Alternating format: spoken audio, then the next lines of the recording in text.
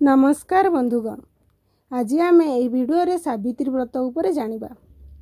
आसंतु जानिबा 2024 मसीह but Savitri प्रकृत तारीख एवं पूजा पाठर शुभ समय एवं तार उपासना सामग्री तापई कौन कौन सब दरकार एवं आर यही पूजाटी कौ टाइप आम कले आम पतिंकर उन्नति हेबो एवं आमर सांसारिक जीवन सुख समृद्धिमय हेबो।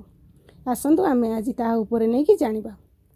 सावित्री व्रत जहाँकि सबुठु एक पवित्र महत्वपूर्ण व्रत मानक मध्यरे एकतम। सावित्री व्रतर मुख्य कारण हेउची सती सावित्री एवं सत्यवानक कथा। सावित्रींकर दृढ़ता और प्रतिनिष्ठा कारणरू से मूर्त देवता जम को भी जीति एवं पति की पुनर्जीवन देइथिले।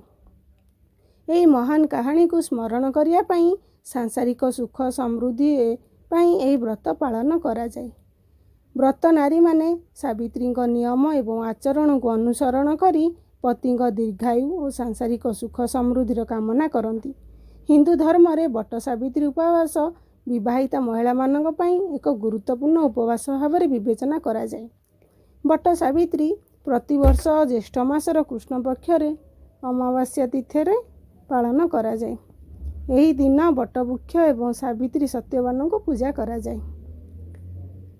2024 मसीह बट सावित्री व्रत गुरुवार जून 6 तारिख रे पालन करा जिवो वो अमावास्या तारीख आरंभ हुए 5 जून राति 7:54 रे एवं अमावास्या शेष हुए 6 जून संध्या 6टारे एवं तार लाभर समय लाभ और प्रगतिर मुहूर्त हेउची दिन 12टारू दिन 2:04 एवं अमृत मुहूर्त हेउची अपराह्न 2टारू 3:40।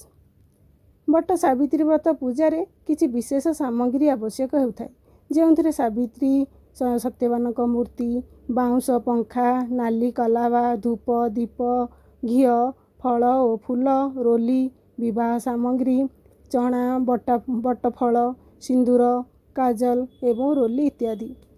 बट सावित्री व्रत दिन सकाळु उठी गाधोइबा एवं उपवास करने शपथ कर एवं समस्त पूजा सामग्री संग्रह करी गोटे बाउंश टोकई 7 प्रकार फल एवं अन्य एक टोकई देवी सावित्री सत्यवान प्रतिमा रखंतु। एवं सत्यवान और सावित्री मूर्ति को बट गछ तले रखिबा परे प्रथमे बट वृक्ष को पानी दियंतु एवं कुंकुम अक्षत रोली फूल आदि फल दियंतु। एहा परे बट वृक्षरे 5 7 किंबा 12 राउंडर सूता बांधंतु। प्रत्येक परिक्रमा गोटे चना गछ को अर्पण करंतु। एहा परे हाथ में कला चना धरी व्रत कथा पढ़ंतु किंबा शुणंतु। पूजा सरिया परे पूजा करिथिबा साड़ी और चूड़ी को पिंधि पति पाद छुई प्रणाम करंतु।